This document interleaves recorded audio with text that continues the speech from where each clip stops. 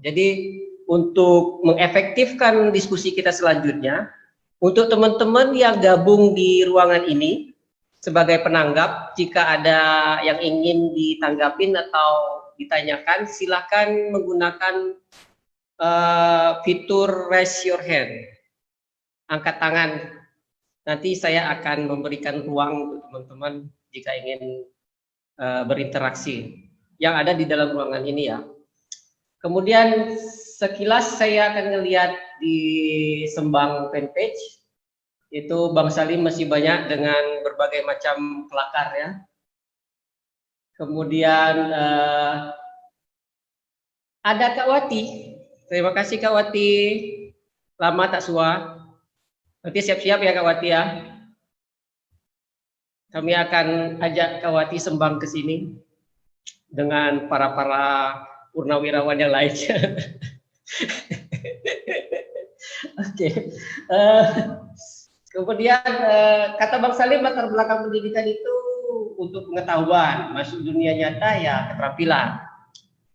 Jadi ya pengetahuan yang mungkin kita dapat lewat pendidikan formal, tapi kemudian keterampilan akan lebih banyak diaktualisasi terutama di PKBI. Sedikit banyak iya sih, di saya juga sama dengan teman-teman. Gue juga dulu sih ngerasanya kayak gitu. Seharusnya jadi guru sih, hanya ngejar sertifikasi kalau mau nambah gaji, itu kan insentif, gitu-gitu yang dikejar sebenarnya. Simple sebenarnya, nggak usah repot-repot. Tapi kemudian mikirnya, aduh, gimana ya? Kok hidupku habis saja dengan itu saja, gitu. Terus belum lagi dulu waktu masih kuliah, wajar honorer itu cuma dapat 60.000 sejam. Sementara gue di PKBI itu jadi narasumber paling murah 250.000 sejam.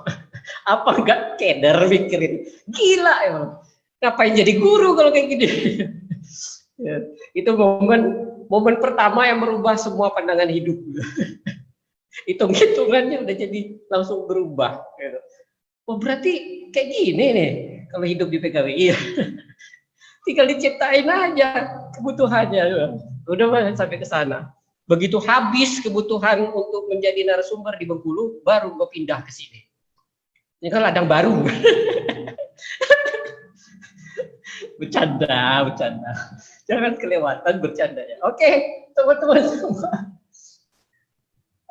Kita udah masuk ke segmen ketiga. Ini lebih mendalam lagi terkait dengan jalan ninja. Karena teman-teman tadi bilang juga dengan berbagai dasar masing-masing bahwa ini sudah fit, bahwa ini adalah jalan yang sebenarnya teman-teman pilih. Sekarang kita coba untuk mengeksplor lebih jauh lagi tentang apakah jalan ninja teman-teman itu betul-betul memang benar-benar ada definisi konkret yang teman-teman bangun di dalam pikiran. Jadi semua dimulai dari pikiran kita. Kalau pikiran kita masih belum selesai, belum mendapatkan asupan yang cukup, maka kemudian perut akan bersuara, kemudian hati juga akan berbicara, segala macam. Jadi kuncinya diskusi kita yang sekarang adalah bicara soal apakah teman-teman sudah bisa membuat definisi tentang kemapanan dengan kondisi yang teman-teman jalani sekarang, dengan pilihan yang teman-teman buat sekarang. Kemudian apakah ini memang karirnya teman-teman? Kalau memang karirnya teman-teman, tadi teman-teman udah cerita kan jenjangnya mulai dari apa, kemudian pada posisi ini. Nah kalau memang ini karir, berarti kan juga artinya setelah ini pasti ada karir berikutnya kan? Apa kira-kira? Apakah sudah punya? Atau memang mentok? Kalau memang teman-teman sudah punya definisi jenjang karir, kita nggak perlu diskusi lagi apa saja yang sudah karir yang teman-teman jalani sebelum ini, tapi sudah di sini. Nah, apa sih? Kalau tadi bahasanya pencapaiannya setelah ini, berhubung Babang Dayat sedang jedah karena di sana sudah masuk maghrib katanya, di sini masih 40 menit lagi. Jadi kita akan berbagi hanya dengan Kakak Z dan Kakak Modi. Siapa duluan yang mau menceritakan? Ini lebih serius, lebih penting, dan lebih mendalam, karena ini juga kita harapannya teman-teman yang sahabat Sembang yang juga sembangin fanpage ataupun gabung di sini juga tahu bahwa karir itu sebenarnya tidak normal, tidak hanya dalam bentuk normatif yang ada, bahwa teman-teman kalau mau berkarir harus melamar kerja dan bla bla bla bla, bahwa di kehidupan social worker juga punya sebenarnya, tinggal bagaimana kita mendefinisikan saja. Dan mudah-mudahan ini menjadi masukan untuk teman-teman Sobat Sembang supaya meyakini jalan ninja itu ada juga loh yang kayak gini. Sila, siapa dulu? Saya. Oke. Sila sih. Tadi berbicara mengenai kemapanan dan karir ya. Ya. Kalau saya memahami kemapanan itu kan mengenai kepuasan diri sendiri ya. Jadi kalau berbicara mengenai itu maka sebenarnya berada di posisi ini itu ya sudah alhamdulillah gitu, maksudnya secara kebutuhan secara apa ya bisa terpenuhi gitu. Tapi kalau misalnya berbicara mengenai karir, tentu karir itu harusnya sih progresif ya kalau menurut saya. Jadi kalau misalnya saya coba melihat ke diri saya sendiri gitu, jadi awal pernah kemudian menjadi relawan, kemudian sampai menjadi staf keuangan, terus program manager, naik lagi ke PKBI jadi PO, dan kemudian menjadi direktur. Bahkan kalaupun misalnya nantinya menjadi relawan lagi, menurut saya itu juga sebuah karir gitu. Jadi yang jelas sih sebenarnya kalau berbicara mengenai karir itu nggak harus kemudian kita itu berada di posisi yang selalu tinggi sih menurut saya. Selama posisi itu memang kita merasa puas dan kita merasa sangat nyaman untuk menjalaninya, ya sudah, itu juga karir yang bagus gitu. Akan tetapi kalau misalnya menurut pengalamanku penting juga untuk kemudian kita menetapkan perencanaan karir gitu. Kalau misalnya kayak dilihat-lihat atau mungkin aku flashback itu juga ternyata hal-hal yang kemudian membangun atau membuat kapasitas saya semakin hari semakin progresif itu ya karena juga belajar dari zaman dulu gitu. Jadi tapi bedanya mungkin aku sama teman-teman yang lain di luar sana, teman-teman mungkin lebih nyaman belajar dengan buku dan lain-lain, tapi kalau saya lebih suka belajar secara langsung. Jadi ketemu orang secara langsung, diskusi orang dengan banyak orang secara langsung, itu adalah cara-cara saya kemudian untuk mengembangkan kapasitas begitu. Nah kemudian kalau misalnya posisi sekarang, kalau di PKBI kan direktur eksekutif daerah itu sudah berada di posisi yang menurut saya juga sudah cukup. Kita mau naik kemana lagi kalau udah di situ mentok ya? Yang lain lah, kasih kaderisasi yang lain kan gitu, masa iya terus kalau udah mentok mau di situ aja gitu kan. Tapi kalau berbicara mengenai karir, karena karir menurut saya adalah kepuasan diri, di PKBI itu semua programnya berkembang dan selalu inovatif gitu loh. Jadi aku rasa kita nggak akan mudah bosen lah gitu, karena banyak sekali program yang inovatif yang harus kita lakukan, mengikuti situasi atau persoalan yang ada di daerah kita gitu. Kemudian nanti programnya menjadi sangat variatif, berbeda-beda, dan proses kaderisasinya juga sangat cepat gitu kan. Contoh kalau misalnya berbicara mengenai youth center, teman-teman yang usianya sudah lewat remaja kan otomatis dia punya peluang-peluang yang lain kan, entah mengisi posisi-posisi staff atau apa. Nah pasti kaderisasinya di situ kan cepat gitu, nanti pasti ketemu banyak teman baru dan lain-lain gitu. Cuman ada beberapa titik yang kemudian membuat saya di PKBI ini bukan hanya sebuah pekerjaan gitu. Jadi bukan kemudian kita harus mencari atau ngoyo untuk mendapatkan materi di sini gitu kan. Apalagi kalau situasi pandemi yang dulunya 1 jam berapa tadi Pak Dir, 250 gitu, sekarang kan udah jarang dipanggil. Situasi pandemi kan juga sama, kita biasanya narasumber sebulan bisa berapa kali, sekarang nggak ada nih sama sekali gitu. Webinar juga kan beda gitu kan rate-nya atau dan segala macamnya gitu. Lebih ke banyaknya kan penggantian komunikasi. Kalau dulu kan kita diundang gitu sekali datang udah bisa makan lah 1 minggu 2 minggu gitu kan. Tapi Nah, kan sekarang udah direktur, nggak perlu lagi ngejarkan itu. tapi kan di satu titik kita juga harus memikirkan cara yang lain dong gitu. Jadi Betul. tapi kita harus memahami core atau pekerjaan utama kita di mana gitu. Contoh kayak misalnya sebenarnya saya sudah beberapa tahun yang lalu sudah memulai membuat apa ya namanya bisnis sendiri gitu. Jadi saya mulai berbisnis di dunia perkopian gitu. Saya sih berharapnya ketika itu jalan, di sini jalan, ya nggak akan ada masalah ketika berbicara mengenai well-being gitu. Ya. Gitu sih. Itu rencana karir pensiun ya? Bisa jadi begitu, harus direncanakan itu ya. Betul, memang. Karena kita nggak selamanya muda kan. Iya, betul. Jangan sampai ini kita udah kita ternyata nggak ngerasa waktunya udah sangat banyak di sini, kita udah mulai harus pensiun, tapi kita nggak siap dengan masa-masa pensiun kita, malah nanti kita yang selama ini mendorong orang supaya dapat well-being, tapi kitanya yang stres di masa tua, ya kan? So, ya. Tapi sebenarnya pengalamanku waktu remaja ya, aku bisa jadi relawan tapi juga bisa sambil bekerja sana sini itu sebenarnya bisa diatur gitu. Karena relawan remaja itu sebenarnya ya bukan kemudian main-main dan tidak jadi prioritas ya, tapi ternyata itu bisa sangat diatur gitu. Karena kalau berbicara mengenai teamwork itu bisa kita kemudian membagi tugas, membagi peran, jadi kerjaan kita yang utama tuh bisa jalan, tapi juga peran-peran kita sebagai relawan itu tetap jalan gitu. Dan itu benar-benar ngaruh ke hidup saya gitu. Jadi kalau dulu misalnya ngobrol di depan orang 1, 2, 3, 5 gitu udah nervous, udah nggak bisa ngomong, gagap dan lain-lain, blank gitu ya. Sekarang kan kita udah kayak biasa ya ngomong di depan banyak orang. Ya. Nah, itu kan nggak bisa kita dapetin di kampus. Itu hanya bisa kita dapetin di sini gitu. Itu salah satu contoh yang kemudian real, bener ini bener-bener ngembangin kapasitas diri kita. Gitu. Ya, aku jadi ingat dulu waktu jadi relawan di Bengkulu tuh, salah seorang guru tuh bilang kayak gini, oke, sebagai relawan itu memang nggak terikat kayak kerja gitu ya, betul. Tapi kita ini jangan dianggap cair ya, kita ini solid, nggak bisa dibilang cair, kita solid.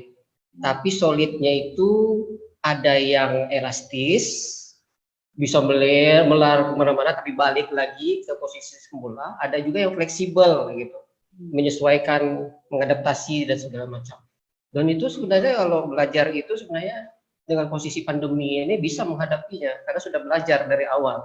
Dari pertama menjadi relawan itu diajarin, hal yang pertama diajarin itu sebenarnya. Jadi sekarang menghadapi pandemi itu ya hanya paling seminggu 2 minggu lah paniknya atau kecemasannya. Setelah itu ya udah jalanin aja, jangan bandel juga. Kalau nggak bisa kerja ya udah di rumah kan bisa juga kerja. Tapi itu secara pribadi memang ngerasa betul. Tapi Z tadi yang soal karir yang kamu bilang puncak terakhirnya direktur, ini ada komen nih dari Rani. Rani bilang ke pusat Mbak, hehehe gitu. Tuh, masih ada nggak tuh? Jenjang karirnya nyampe ke pusat nggak tuh ya? Atau udah ditutup ya? Nggak tahu juga. Tapi Tapi Dayat itu yang bisa jawab. Dayat tuh seharusnya sudah kesana. Tapi nggak tahu ya. Tadi cuman nyampein yang disampaikan Rani nyeleneh aja. Sama Mbak Wati kangen juga belum bisa ke Aceh kok. Cerita orang itu curcol dia di tempat sembang. Oke. Kita lanjut ke Modi. Sip. Menarik ini. Aku juga tadi pikirnya setelah dari daerah direktur eksekutif daerah naik dong pusat. Karir masih ada nggak? Tapi kalau aku sebenarnya aku itu suka mengorganisir ya. Jadi entahlah, aku pikir itu passion aku ya. Bagaimana mengorganisir komunitas gitu. Dan remaja itu boleh dibilang aku sangat all out untuk remaja gitu. Karena sejak remaja aku punya pengalaman itu. Jadi karena passionnya adalah mengorganisir, terus juga pengen membangun daerah. Jadi politik ini bukan dong. kampanye kok, tenang aja. Ujungnya Kampanye. udah ada Jadi, warna belum? Karena pengen membangun daerah, apa yang bisa aku kontribusikan? Nah, kalau ketika di PKB NTT ada gitu, ada yang bisa kita lakukan untuk itu, untuk mengorganisir, untuk berkontribusi untuk pembangunan di daerah gitu. Dan itu sangat nyata gitu. Jadi seperti tadi aku bilang bahwa ini berproses gitu. Nanti ketika ada chance yang lain, ada kesempatan yang lain yang aku lihat juga itu membantu untuk mengorganisir atau untuk membantu membangun di daerah aku, kenapa tidak gitu. Harus gitu. Aku mau gitu. Karena beda ya kalau Bang Oon dari Bengkulu udah membangun di sana terus ekspansi ke Pri kan gitu. Ya. Yang bisa nerima sih nyari tanpa harus tes. Nah kalau aku mungkin di NTT dulu gitu yang lagi butuh menurut aku, sehingga yang tadi aku bilang aku juga pengen sekolah lagi, yaitu sebenarnya nambah nambah juga pengetahuan, kemudian yang belajar di PKB ini belajar di lapangan, yang faktanya seperti apa yang terjadi di lapangan, jadi belajar teorinya, kemudian belajar yang di lapangan, itu menurut aku saling melengkapi. Jadi ini satu kesempatan yang luar biasa gitu. Jadi aku sendiri tidak mencita-citakan dulu ya, mencita-citakan untuk menjadi direktur eksekutif gitu, enggak. Cuma karena pengen melakukan sesuatu aja gitu. Beramai-ramai bersama dengan komunitas, dan akhirnya aku sampai di titik ini gitu. Seperti tadi Kazi bilang, kita juga nggak bisa sebagai manusia ya, rasa kepuasan itu tentu butuh lagi dan lagi gitu ya, nggak bisa puas cuman di sini gitu. Ya aku juga sebenarnya seperti itu gitu. Aku pikir pasti ada lagi dan ada lagi. Kayak gitu sih Bang Oon. Ya. Tuh Bang Salim ada komen lagi tuh. Kalau memang passionmu itu adalah mengorganisir, itu sekarang saatnya pusat kamu. Kata Bang Salim gitu sih. Saran Bang Salim kayak gitu, kalau passionnya memang mengorganisir, peluang yang paling besar itu sebenarnya kamu harus di pusat. Pusat itu lagi cocok-cocoknya diorganisir. Yang senior dulu lah, dari Bengkulu dulu kan, nah masuk, abis itu yang junior ikut gitu. Sepakat kita ya, kalau senior udah di situ kita langsung berangkat, ambil koper, situ coba. Mumpung banyak tuh, kamar masih kosong. Apa lu ketawa, gabung-gabung, bukannya pamit, langsung ketawa aja. Ayo lanjut. Lanjut ke Maudi apa ke gue? Lu lah. Ya, menurut aku salah satu kejahatan terbesar ini adalah membuat standar mapanku meningkat terlalu signifikan. Jadi sebelum ada di posisi ini, ketika masih menjadi relawan, menurut aku kemapanan orang bekerja di PKB itu adalah menjadi direktur eksekutif. Salah satunya direktur eksekutif daerah kalau kita di daerah. Tapi begitu ada di posisi ini, banyak sekali, padahal niatnya mengamalkan ilmu, malah mendapatkan banyak ilmu. Jadi kayak ini belum mapan nih. Jadi masih ada sesuatu. Jadi masih haus sekali dengan ilmu yang kayaknya di PKB itu nggak habis sebenarnya. Tapi ada juga ilmu itu tidak hanya ada di PKB, ada juga di tempat yang lain gitu. Jadi memang ya kalau bicara kemapanan buat aku PKBI itu adalah jalan menuju kemapanan yang paling pas buat dijalani oleh orang-orang seperti kami nih, seperti Zi, Kakak Budi, dan aku sendiri. Termasuk juga mungkin bagi Bang Oon yang dideportasi ke Kepri ya. Bahasa lu deportasi, padahal gua masuk sendiri. Salah mengamankan jalannya Bang Salim. Nah, ada komen nggak Bang Salim? Ya terus bicara jalan karir, ya setelah ini gimana? Nah, menurut aku karir itu mungkin akan berbeda. Itu selain seperti kamu untuk belajar kembali, untuk memperkaya ilmu, aku berpikir ini sekarang saya sudah di level provinsi berusaha memberikan kontribusi terbaik, sekaligus juga mendapatkan well-being terbaik yang bisa diraih di tingkat provinsi. Next harus naik lagi gitu, ya bisa di level yang lebih tinggi, tapi dengan bisa jadi ibaratnya seperti yang aku bicarakan di sesi sebelumnya, PKB itu rumah. Tapi kita tidak akan pernah merasakan indahnya rumah kita kalau kita belum merantau. Ada Iya. Sebelum akhirnya nanti akan kembali lagi, entah itu sebagai pengurus daerah,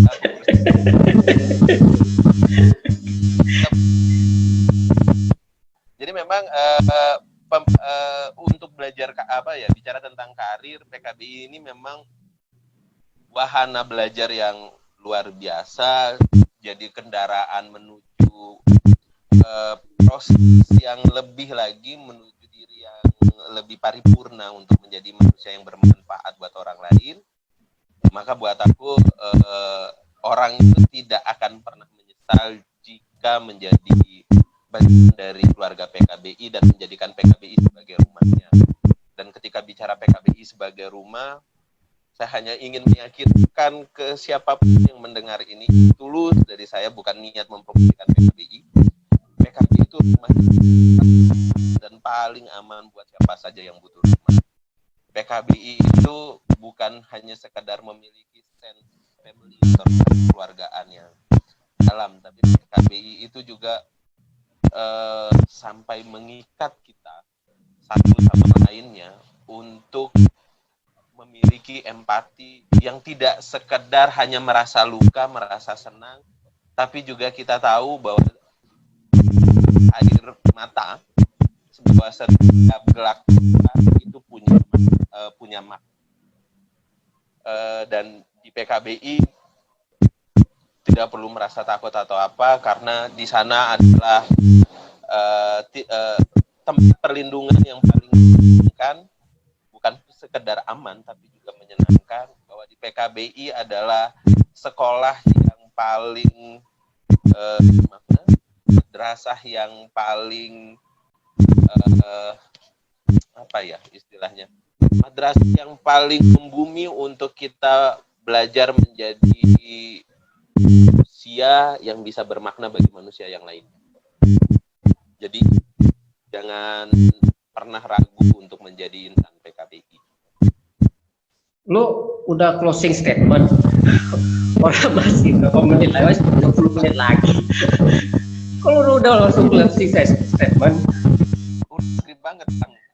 Kita beda time zone.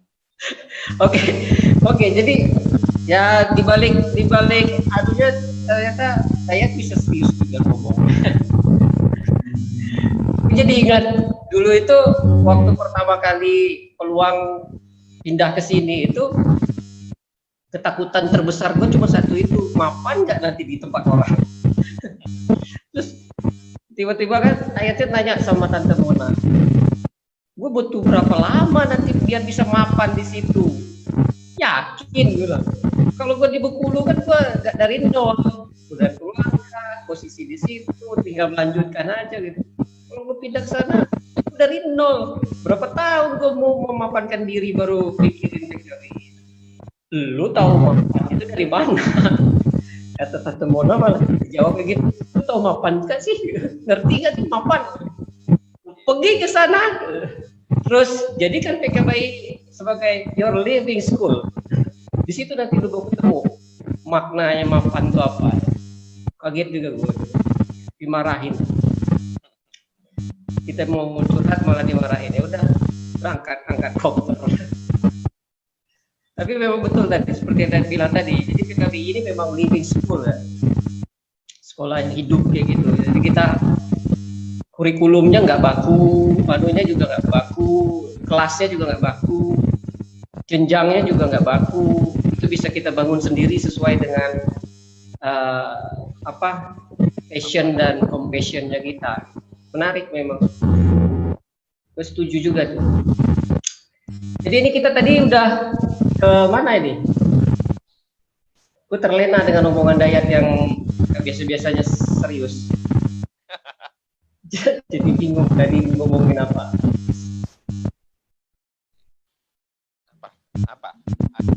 Kemapanan dan karir. Ya, kemapanan dan karir. Jadi memang sebenarnya kayak Zi tadi bilang kan, kalau Zi menurut Zi karir itu nggak perlu harus ada jenjang kan ya. Yang kamu bilang tadi ya. Aku kaget juga kayak gitu. Yang penting kepuasan diri. Kepuasan ya, jadi karir itu sebenarnya bicara soal kepuasan, nggak melulu bicara soal jenjang. Bisa aja tanpa jenjang ada kepuasan, kemudian ditingkatkan lagi. Bisa aja mentok sebenarnya di sini, tapi kemudian kepuasannya justru meningkat ya, berjenjang, naik terus. Tadi menarik itu, gue baru tahu itu. Jadi gue nggak perlu kayak tetap aja di sini ya. Aku juga baru keceplosan tadi, jadi baru tahu juga. Iya, menarik juga tuh. Jadi idenya menarik itu. Jadi oke, nggak usah dilihat udah mentok atau enggak ya. Oke, yang di sana udah ditutup, nggak bisa lagi kita berjenjang ke sana gitu kan. Nggak apa-apa gitu. Sekarang yang kita buat jadi jenjang itu kepuasannya. Kepuasan tahun ini segini, tahun depan ini nih yang mau gua puaskan. Menarik itu. Jadi selalu ada cara untuk menciptakan definisi karir. Thank you sih. Menarik ya.